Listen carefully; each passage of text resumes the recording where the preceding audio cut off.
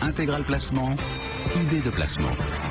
Et on continue avec énormément de bons conseils, ceux à présent de Stéphane Van Nuffel. Bonjour Stéphane. Bonjour Cédric. Le cofondateur de netinvestissement.fr, et vous allez nous dire où et comment placer son argent sans prendre de risques. Question à laquelle on va répondre parce qu'il y a énormément d'études, d'infos qui nous viennent de beaucoup de sources et qui nous disent aujourd'hui les Français laissent dormir des tas de liquidités sur des comptes pseudo pas rémunérés. Alors la question c'est est-ce qu'il le laisse dormir, mais il y a quelques chiffres qui sont très intéressants, enfin moi en tout cas qui ont attiré mon attention. Vous avez entre 2600 et 2800 milliards d'euros qui sont épargnés par les Français, mon cher Cédric. C'est énorme quand même, hein. C'est-à-dire que grosso modo vous en avez à peu près 1 milliard sur les livrets liquides, donc livrets bancaires, comptes courants, etc., ou en espèces d'ailleurs qui se promènent, et vous avez le reste sur l'épargne logement et bien sûr sur mon grand ami le fonds euro du contrat d'assurance vie. Donc ce qui est très intéressant, c'est que si vous le découpez par nombre de Français, ça fait plus de 41 000 euros par Français. Vous mettez en face des 37 000 euros dont on nous rabâche les oreilles. C'est toujours des moyennes qui... C'est toujours idiot, mais on vous dit les Français sont endettés à 37 000, vous avez en face 41 000 euros épargnés. Je pense que la France peut continuer à emprunter tranquillement. La vraie question, c'est qu'est-ce qu'on fait de nos liquidités, de notre argent, de notre épargne? Comment est-ce qu'on répartit nos petits, comme on dit? Alors, il y a deux questions. La première question, c'est où et comment investir sans prendre de risques. Ça, c'est très français et on adore ça. Et puis ensuite, vous avez la vraie question qui est derrière, c'est ça veut dire quoi prendre un risque? C'est-à-dire comment est-ce qu'on aborde aujourd'hui, au 21e siècle, dans le monde dans lequel on vit, avec une volatilité sur les marchés très forte, un marché immobilier, vous venez d'en parler, on ne sait pas trop où on va. Comment on peut aborder ça? C'est quoi? C'est la pédagogie du risque plus que la pédagogie du placement. Voilà, c'est-à-dire que nous on essaye aujourd'hui et on n'a pas la clé forcément. Il faut faire très attention quand on parle de risque. Vous aviez Madame Cohen-Branche juste avant, donc l'AMF est très attentive, les autorités sont très attentives à la notion de risque par rapport aux investisseurs. Il faut faire donc attention à ce qu'on dit, mais le risque est une donnée très importante. Et aujourd'hui c'est facile pédagogiquement de comprendre ce qu'on est en train de faire. Voilà. Donc chaque catégorie et chaque classe d'actifs a finalement son approche du risque. Et prendre un risque, Cédric, n'est pas forcément avoir un accident. Ça, c'est très très important. Prendre un risque n'est pas forcément avoir un accident. Forcément avoir un accident. C'est très important. C'est quand même difficilement abordable pour, on va dire, le commun des mortels qui, en France, a été biberonné au livret A et au fonds euro. Ouais, forcément, c'est pas moi que vous allez convaincre, vous savez bien. Comment on fait pour expliquer que prendre un risque n'est pas forcément avoir un accident? Alors, on fait là, ce qu'on fait, l'exercice, c'est en gros, on va se dire, voilà, qu'est-ce qu'on a? On a tout ce qui est les comptes sur livret. Je vais en livret A, LDD, etc., etc. Les comptes sur livret, qu'est-ce qu'ils ont? Ils ont comme avantage aujourd'hui d'être non fiscalisés. Bon, super. En face, comme ils ne rapportent pas grand-chose, quel est leur vrai intérêt? C'est la liquidité. Donc en fait, quand vous choisissez d'immobiliser votre argent sur des comptes sur livret, la priorité, c'est pas forcément la protection de ce capital, c'est surtout je veux des liquidités, parce que leur force numéro 1, c'est avant tout de pouvoir sortir en 24 heures, avec les moyens d'Internet, votre argent. Donc est-ce qu'ils sont moins risqués, plus risqués? On peut en parler des heures. Vous avez une couverture jusqu'à 100 000 euros de la banque, etc. Sauf que c'est une banque qui va prêter à une autre banque. Si le système se sclérose, on peut faire des hypothèses catastrophistes et être le Cassandre du moment. Donc vous payez une liquidité quand vous faites ça. Donc attention à ça. Après vous avez quoi? L'épargne logement. L'épargne logement elle est protégée sur les mêmes données, hein. C'est la banque qui vous garantit, etc. Sauf que l'épargne logement, au-delà de qu'elle ne rapporte plus vraiment ce qu'elle rapportait à l'époque, elle vous offre plus non plus le vrai levier qui était l'acquisition d'un bien immobilier. Vous aviez des primes pour une acquisition de bien immobilier. Sauf que dans un contexte de taux historiquement bas, ultra bas, c'est plus intéressant de faire jouer la concurrence auprès d'un courtier que d'aller choisir ce taux PEL ou livret avec la prime. Voilà. Donc après on se dit quoi? Il nous reste le fonds euro. Forcément, risque zéro, il nous reste le fonds euro. Alors le fonds euro, aujourd'hui, perte d'attractivité, on va rentrer dans une phase où les normes en plus pour les assurances Solvency II vont devenir encore plus contraignantes en termes de fonds propres.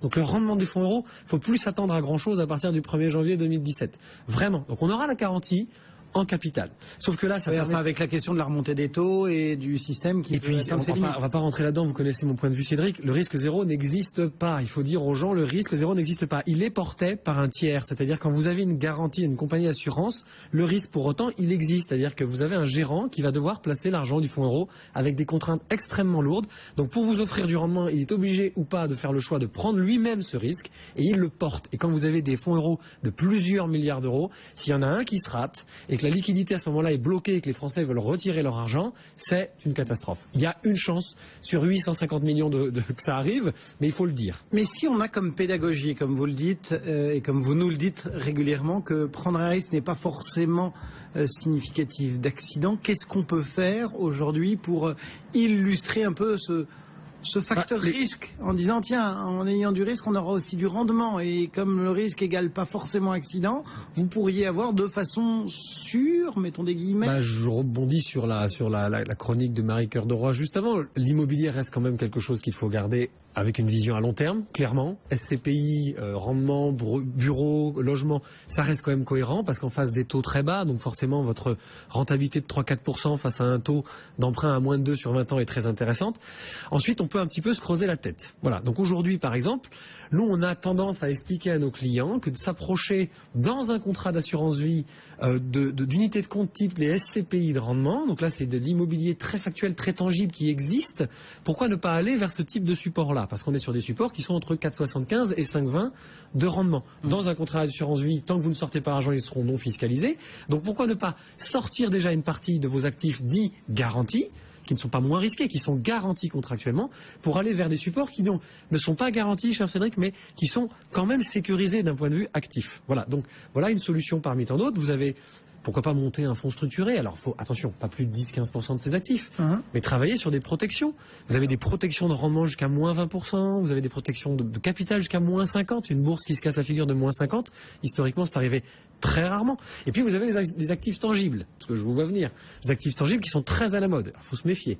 Quand on dit actifs tangibles, on parle de vin, on parle d'art, on parle de choses comme ça où... On est dans une classe diversification là. Oui, et alors c'est très intéressant. Moi j'ai un client qui m'a dit un jour, j'ai investi dans le vin, qu'est-ce que vous en pensez? Je lui dis, attention, le marché est quand même très international, on ne sait pas ce que vont faire les pays émergents. Il me dit, oui, mais au pire je le récupère et je le bois. Bon, sans stérien, j'avais rien à ajouter. Enfin, vous voyez ce que je veux dire, face à une obligation, une action... Avec modération quand même. Avec modération, bien entendu. Non, il y a des exemples, on comprend bien. Mais quand on parle de pédagogie, Stéphane, comment on fait? Parce que vous m'avez parlé de sport d'hiver en préparation. Attendez. Alors pourquoi est-ce que vous allez me parler de placement et de sport d'hiver? Alors, anecdote. Hier, j'avais une cousinade. Vous savez ce que c'est? On est toute la famille, tous les cousins, etc. Et on reparlait du ski lorsqu'on était jeune. Et je me suis dit, tiens, je vais en parler à Cédric. Moi, j'essaye, vous savez, sur les investissements, on essaye de faire énormément de pédagogie. J'essaie d'expliquer à mes clients, alors attention, il faut faire attention parce que c'est très très imagé. Prendre un risque n'est pas avoir un accident, Cédric, pourquoi? Parce que un skieur qui, à 9h du matin, par temps pas très clair, neige verglacée sur une piste noire, forcément, il va s'échauffer, avoir du bon matériel et il va attaquer doucement la piste de ski, pour ceux qui connaissent un petit peu. En revanche, joli soleil, fin de piste bleue, les gens sont attablés à la terrasse, donc tout le monde vous regarde, la neige est bonne, qu'est-ce que vous avez tendance à faire avec vos copains ou avec vos cousins? Forcément, vous accélérez et vous faites un petit peu le spectacle. Voilà. Bon, vous prenez les statistiques réelles en face des stations de ski des accidents, 70% des accidents se font en bas de la piste bleue quand il fait beau. Ouais. L'automobile, c'est pareil. C'est pas sur le col du Galibier de pleine nuit avec une Simca 1000 que les gens ont des accidents. Les accidents, c'est avec des grosses voitures allemandes en plein après-midi. Sur l'étoile à Paris. Forcément, les gens vont à 220 à l'heure. Ouais. Il faut pas le faire. Mais on sait. Donc en fait, ça veut dire quoi? Ça veut dire qu'à un moment donné, notre rôle à nous, en tout cas, c'est notre point de vue chez Net Investissement, c'est d'expliquer aux clients le niveau de risque qui leur convient par rapport à leur profil de risque et qu'ils comprennent bien ce qu'ils font. À partir du moment où vous comprenez ce que vous faites, vous prenez moins de risques. Et on a été biberonné, comme vous l'avez dit, j'aime beaucoup cette expression, au livret A et au fonds euro en disant dormez bien, bonnes gens, l'État est là. Sauf qu'aujourd'hui, si jamais ça part, qui va couvrir l'État? Stéphane Van Nuffel et ses images toujours bien senties. Merci beaucoup Stéphane, à très bientôt pour netinvestissement.fr.